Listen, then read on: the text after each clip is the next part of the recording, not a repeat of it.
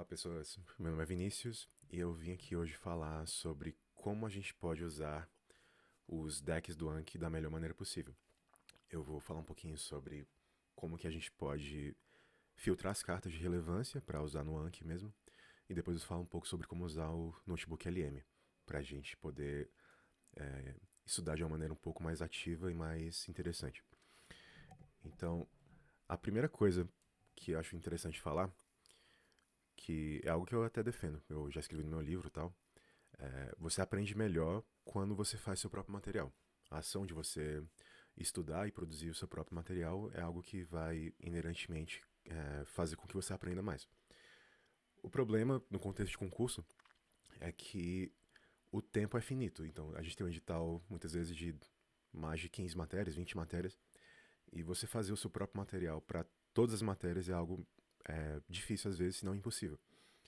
Então, muitas vezes é interessante que você dedique um edital para focar em algumas matérias específicas para você produzir o seu próprio material, mas para as outras matérias é interessante que você possa adquirir materiais e estudar por elas e fazer proveito para não perder pontos importantes da prova. Então, eu acho que a utilização de material externo e pronto, né, pode ser útil desde que você use o estudativo. Então, eu vou propor aqui algumas maneiras de como a gente pode usar o estudativo com o material pronto do Anki. Então, a primeira coisa que eu vou mostrar aqui no Anki, você vai receber a sua carta, né? As suas cartas numa pasta como essa. Então vamos supor que a gente vai estudar ciência de dados agora. Então a gente vai importar a carta, é, clicando duas vezes com o botão esquerdo. Ok, então aparece a opção de importar. A gente vem aqui e importa as cartas. No caso de ciência de dados, a gente tem aqui no meu material 1126 cartas. Então, qual que é a primeira coisa que é essencial que você faça para aproveitar esse material da melhor maneira possível? É filtrar. Então, você pode vir aqui no browser e as cartas elas têm tags que servem para a gente filtrar de maneira mais fácil. Então, em ciência de dados você vai ter essa tag de se dados. É interessante que você dê uma olhada comparando com o seu edital e veja quais matérias são relevantes e quais não são. E, por exemplo, vamos supor que data mesh não seja relevante para o seu edital. Você pode selecionar aqui as tags, ele já filtra todas as cartas. Você pode apertar Ctrl A para selecionar tudo e suspender, toggle suspend, ou Ctrl G, Ctrl J. É interessante que você faça isso para cada matéria. Então vamos supor que isso aqui, engenharia de dados, talvez MongoDB não seja relevante, que é no SQL. A gente pode vir aqui, suspender. Você faz esse processo de suspender aquilo que não é útil. Vamos supor que a gente também não seja relevante para o seu edital. Vou suspender. MCP também não. Vou suspender. E por fim, Profit, que é séries temporais. Então vamos aqui e suspender. Ok. Com essa primeira passada, você já vai ter um baralho mais relevante para o seu edital. E também, ao longo do seu estudo, é interessante que você, além de estudar as cartas, né, com a sua cadência diária, o número de cartas que você escolheu, você tenha a mente um pouco ativa. Por exemplo, nessa carta aqui, vamos supor que essa matéria não é relevante para o meu edital. Então eu posso suspender a carta especificamente também. Então eu posso vir aqui, suspendo. E ao longo do seu estudo, vamos supor também, aprendizado Debiano também não é relevante, você pode suspender. Então você tem esse processo de estude que é relevante e suspendo o que não é relevante. Isso já ajuda bastante você a ter um aproveitamento melhor, né? Do que você comprar o material pronto e você simplesmente estudar tudo sem esse critério de o que cai ou não na minha prova. E além disso, outra dica que eu vou dar aqui rapidinho, você pode ajustar o volume de cartas que você tem por matéria. Então é interessante quando você tem dezenas de decks, você tem talvez alguns baralhos que você se dedique mais em alguns momentos do tempo. Então você tem talvez 10 cartas para manutenção, para você não esquecer o material, mas quando você está estudando de fato a matéria e você está lendo PDF, lendo livro, etc., você pode vir aqui e aumentar o volume para talvez 30 ou 40. Então isso ajuda também a você estudar com mais intensidade aquilo que é mais relevante no seu contexto atual. Então essa é a primeira etapa, né, de como a gente usa o Anki da melhor maneira possível. O que eu vou mostrar agora é como que a gente pode usar a IA para acelerar o processo de estudo ativo. Então, o Anki é maravilhoso, ele já tem uma série de benefícios embutidos, você já vai ter o estudo espaçado meio que por padrão na ferramenta, mas às vezes é interessante que você estude de uma maneira um pouco mais ativa do que só lendo. Você queira produzir algo. E a IA, ela é fenomenal para isso. Então a gente vai aprender agora como usar o Notebook LM usando as cartas do Anki como base. Então a primeira coisa que a gente tem que fazer, depois de filtrar, né, as cartas, a gente pode vir aqui apertando F, a gente vai criar um baralho filtrado e a gente vai usar o seguinte comando. O deck, que é a ciência de dados, vai colocar um hífen para negar e is suspended. A gente pode selecionar o limite para 10.000 cartas. E o que a gente fez com isso foi selecionar um baralho com todas as cartas de ciência de dados que a gente tem que não estão suspensas. Então, as cartas que são relevantes para o nosso edital, a gente tem um deck agora especificamente com elas. Então, a gente pode vir aqui em exportar. A gente pode exportar TXT. Não precisa incluir tags nem esses elementos aqui para economizar um pouco de tokens. E a gente vai exportar aqui para flashcards ciência de dados. Beleza, então a gente exportou nossas cartas.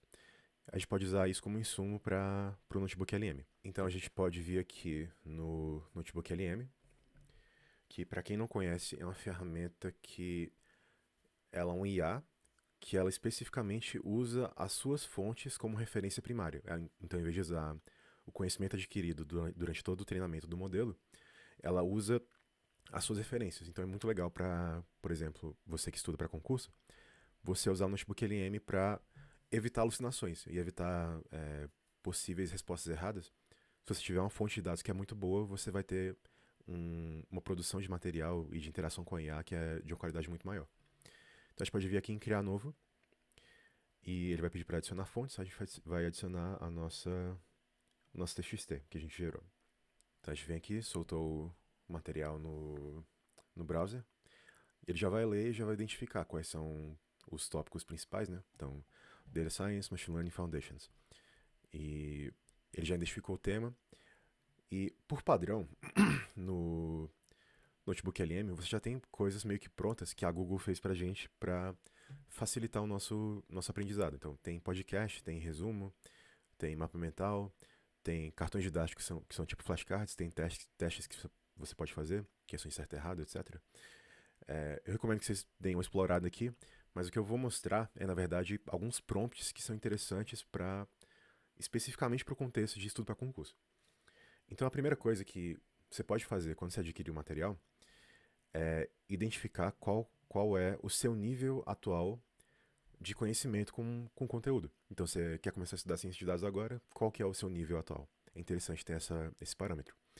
Então, aqui eu tenho um prompt, que é um teste de nivelamento, que ele vai fazer 15 questões para você verificar qual que é o seu nível atual dentro daquele conteúdo.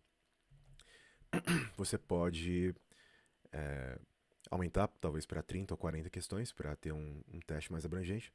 Eu vou deixar para 15 como algo que é não tão difícil de fazer, que demora 15 a 20 minutos e que é um bom parâmetro inicial para ver o seu nível atual no conteúdo.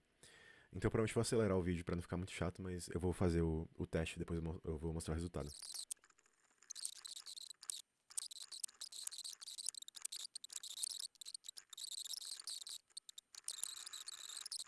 Então, eu terminei aqui.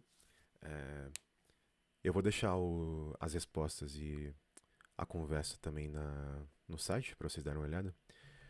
Mas eu vou responder.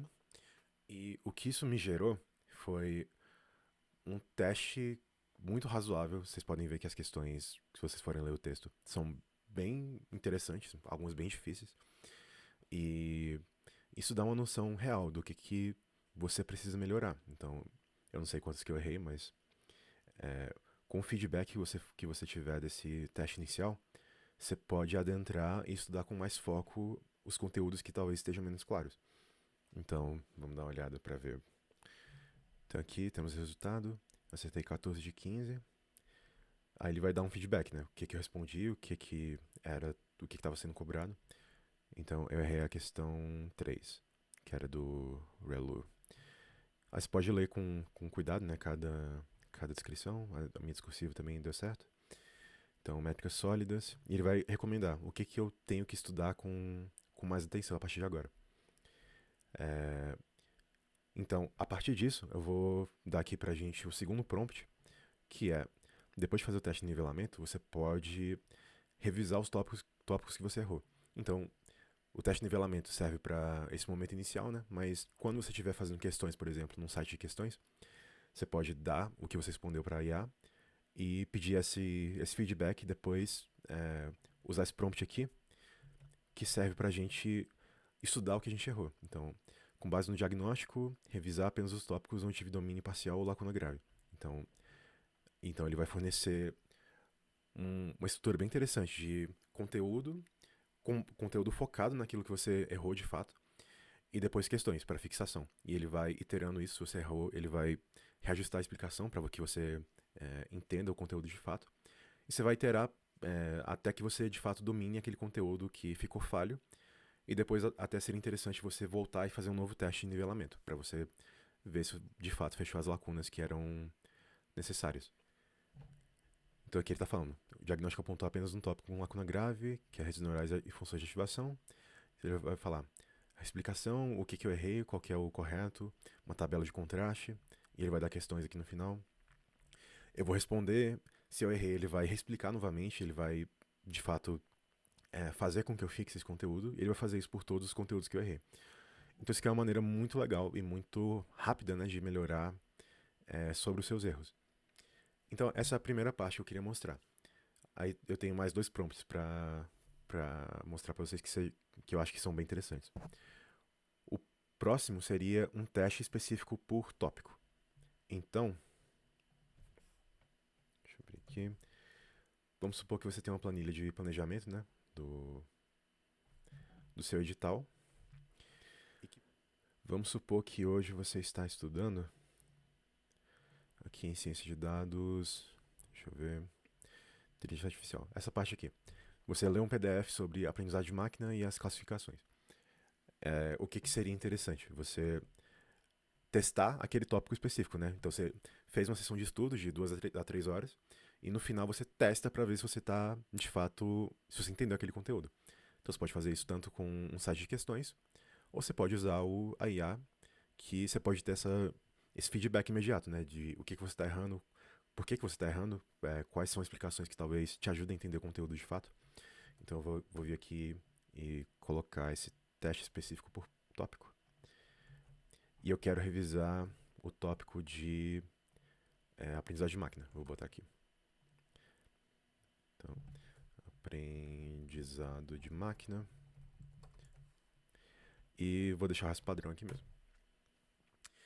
Então, isso é bem legal, porque logo depois que você estudou, é interessante para ver se o conteúdo foi fixado corretamente, ou se você só estava fingindo que estava estudando, né? Então, um teste real é algo interessante para você meio que fechar o seu momento de estudo. Então, teoria, prática. E essa prática, além de ter como fonte o material real, né, que tem muitas questões da banca mesmo, ela, com a ajuda da IA, você vai poder ter esse feedback meio que de um tutor, né, que vai ver o que você está errando, vai tentar te ajudar a fechar essas lacunas da melhor maneira possível. Então ele vai falar que assumir esse papel de examinador do Banco Sebrasp, blá blá blá, e ele vai dar questões e quando você responder, ele vai te dar o feedback do por que você acertou, por que você errou, etc. Então, é parecido com o que a gente fez antes, mas agora é talvez algo a ser feito ao longo do seu estudo, né? Em vez de ser no momento inicial de validação do seu conhecimento inicial, quando você comprou o material. E por fim, eu vou falar um pouco sobre algo que é interessante para revisão. Então a gente fez 2 momentos até agora. A gente fez o momento inicial de eu vou estudar o conteúdo pela primeira vez, então fiz um teste de nivelamento. Depois eu fiz um teste de de tópicos mesmo. Eu estou estudando e eu estou revisando um tópico por vez. E por fim, depois que você passou por todos os tópicos, é interessante que você tenha o processo de revisão. E para a revisão, o prompt que eu achei mais útil é o do tutor socrático, que ele basicamente vai te perguntar coisas e ver se você consegue explicar de maneira adequada. Então eu vou vir aqui, vou copiar o tutor socrático e eu vou limpar aqui o histórico de conversa. E vamos supor que eu quero revisar. Uh, eu vou rodar o prompt e ele vai perguntar qual que é a matéria que eu gostaria de revisar hoje. Então vamos supor que eu quero revisar. Deixa eu ver. Eu quero revisar matriz de confusão. Uma matéria, vamos supor. Então ele vai perguntar: o que você gostaria de estudar hoje? Matriz de confusão.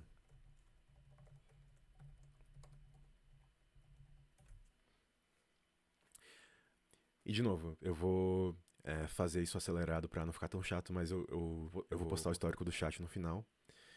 Para vocês poderem ver a qualidade da conversa que eu tive com a IA.